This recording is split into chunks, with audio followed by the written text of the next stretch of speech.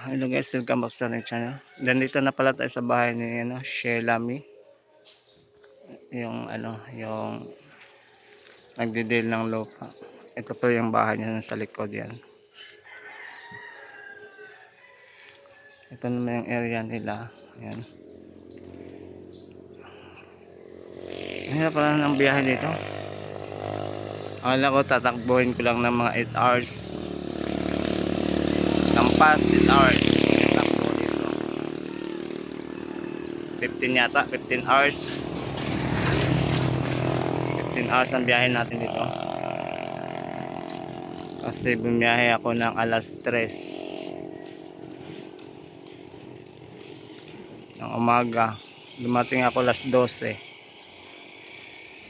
Ilan ba ng oras? Umaga 3, 4, 5, 6, 7, 8, 9, 10, 11, 12. 10 hours pa lang biyahe natin. Okay na, akala ko lampas na tayo sa. Okay na yan.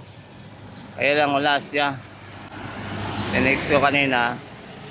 Dito pa pagkasira ng motor ko, nasiraan kasi ako ng motor. Yung kadena ko nagtatanggal. Nagawa ko, umalis siguro siya nun. Kaya antayin natin. Pagod. 10 hours na biyahe. Kaya pala 8 hours kung di ka masiraan. Sobra na ako. Gutom na yata ako. Papalipad din drone.